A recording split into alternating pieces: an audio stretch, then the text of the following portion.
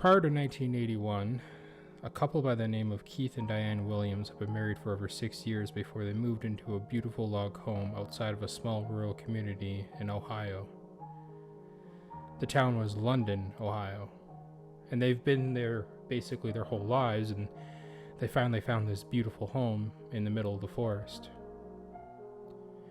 The husband, Keith, was a welder by day and going to school at night for an apprenticeship, so that left Diane home alone a lot, 12 hours to be exact. As Keith went to night school right after dinner, Diane was washing dishes from their supper that night. She took all the dishes to the sink, and the sink had this window right in front of it, so when you looked out you could see the driveway and forest, and as Diane was washing the dishes, she heard shuffling right outside the window.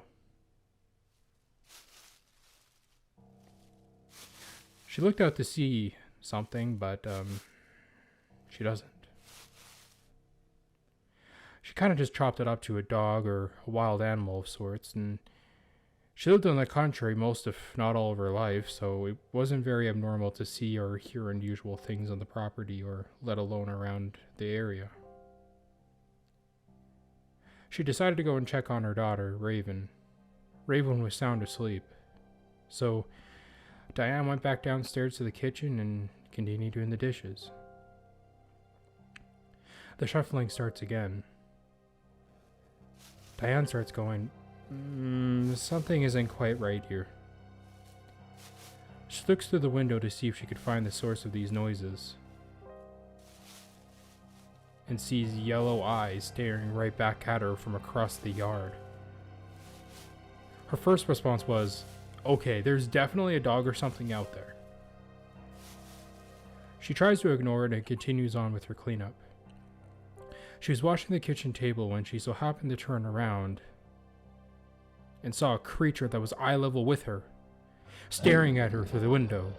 She panics and starts closing the curtains in the dining room and the kitchen, and she just starts backing down the hallway just adjacent to her. And as she's walking backwards, she doesn't realize that there's a window on her left-hand side. The creature appears right next to her in the window. Diane is now in a full-blown panic and starts closing all the curtains in the house. Then all of a sudden, just like it all started in a flash of a second, it all ends with her husband coming home. She's in tears and terrified of whatever is stalking her outside. So Keith goes outside and searches with a flashlight, and Keith didn't really find any evidence and didn't really buy the story. About a month later, Diane is tucking her daughter into bed. Repeats the same process as she does every other night. She goes downstairs to finish cleaning up the house and doing the dishes, and at this point, she'd kind of forgotten about what happened a month prior, but still felt a little on edge. As she was washing the dishes, she looks out the dining room window and sees nothing. She wanders into the kitchen to start doing the dishes.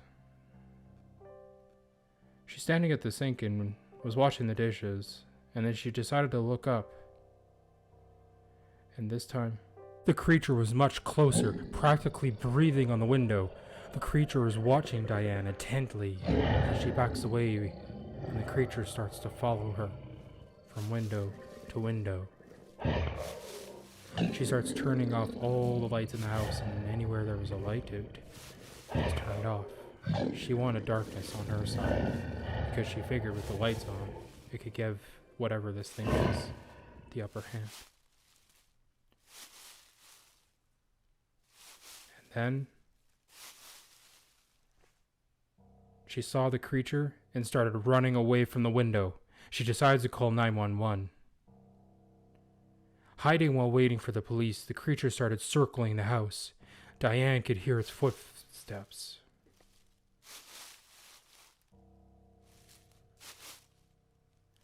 The police had finally arrived. The police searched the property and, sure enough, don't find anything.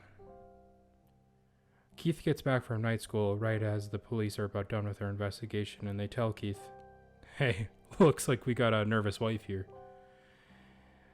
And Keith tried to console his wife, but Diane wasn't exactly happy that Keith, once again, didn't believe her. Many months later, it was November or December of 1981. Keith decided to go get breakfast for everyone. It was very early in the morning, so he grabbed his keys and headed outside, and he stepped outside and made note of all the new snowfall they had the night prior. As Keith started the car, he's looking in the rearview mirror. Keith sees the creature. He gets out the flashlight and surveys the area outside his house. He's moving the flashlight from left to right, and when he sees the footprints going over his roof, he was in utter shock. Keith calls a hunting buddy, Dennis. Keith greets Dennis outside his house with his 30-30 rifle, and Dennis goes, "What are you doing with that around here? You can't shoot that." Keith responds, "I just might." He then shows the footprints to Dennis, and then they realize whatever was on his roof had to have jumped over 20 feet from his roof to where they found the first set of tracks. They were both shocked. The tracks were about 14 inches long and had a claw mark at the end. They then decide to hunt this creature, or whatever it is. Keith and Dennis both felt very on edge when they entered the forest. They were both hunters and are very familiar with the forest, but Keith felt like the forest is now a threat. They keep finding tracks, but the thick brush made it hard to see more than 3 feet ahead of them. They would stop frequently to listen and wouldn't hear a thing other than the natural noises of the forest. They tracked the creature for over 2 miles. They then hear a snap of branches, and they took off in that general direction. Their hearts are pounding as they feel they are close. They come out into a clearing, and they find a cabin. It was very small, and the tracks led into the cabin straight to the back door.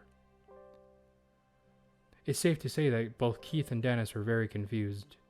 Animals can't open and close doors.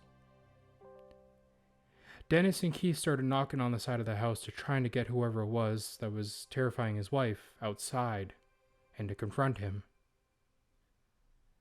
They're banging on the side of the house saying, "Hey, come out. We know you're in there."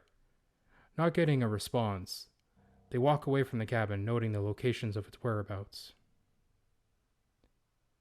They head back up to the road and they walk into town, still with their guns, and Keith had to call his dad to come pick him up. When the dad pulls up, he starts berating them for holding their guns in public, and then they start to tell their dad what they were doing that morning and about the cabin they found. The dad paused for a minute and goes, "I think I know who lives up there. It's an older guy that works down at the tire shop," Keith's dad exclaims. Keith's dad also mentioned that he's lived there for decades and no one knows much about him. With this information, Keith is still not able to put 2 and 2 together. He's going, "Well, I just followed these animal tracks to the back of his house, and he's living in that house alone. Does he have a dog? I'm not too sure." They decided that they wanted to see this guy for themselves. So Dennis and Keith take an old tire and bring it to the repair shop. They put the tire on the desk, and then the cashier takes the tire and then rolls it to the back and yells out, "George, tire!" At that point, Keith now knew the man's name. They waited anxiously to see this man. The old man came out of the shadows. He was about 6'5" and very lanky and had very long arms, and as soon as George, the old man, touched this tire, he snaps his head and looks right at Keith and Dennis. Right then and there, they knew that this was their man. Keith remembers that George's eyes were a golden and glowing type color. They hear the tire pop, and then a few seconds later, they get the tire back, and noticed a white chalk around the tire with weird symbols.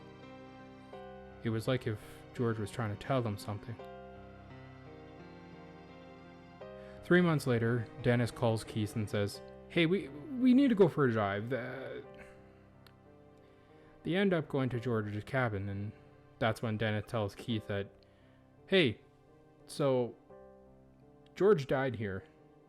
And before entering the property, understandably so, Keith was very nervous about entering the property, and so they pull up to the road and they approach a sheriff's deputy who they knew personally, and they ask the sheriff, "What's going on here?" And the sheriff responds, "Ha, you guys got to see this."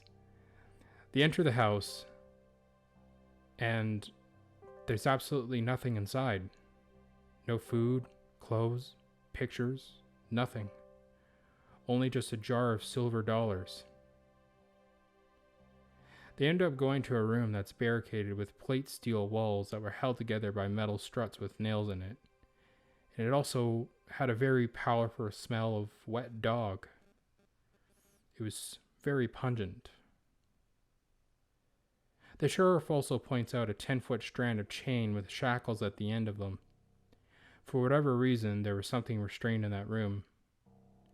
Also with that and everywhere, the walls, floor, ceiling, and there was claw marks, like something was trying to get out. Everyone was looking around the room quietly and making glances at each other. Keith started thinking of what it might be, and he really didn't like his answer. Eventually, everyone was thinking it. Everyone, I think, was a little too afraid to say it, Keith was quoted. But Keith is convinced it was indeed a werewolf.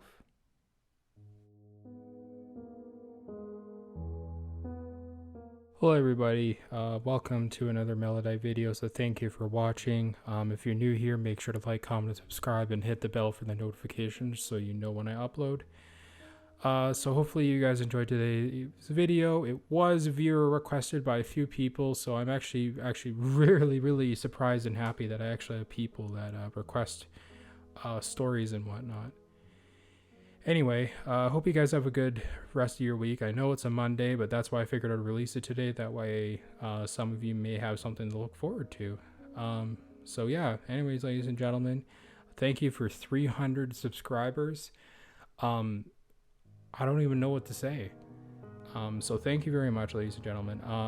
So yeah, maybe I will release a special video today. We will see. Anyway, hope you guys have a good rest of your day. Make sure to stay mellow. Bye now.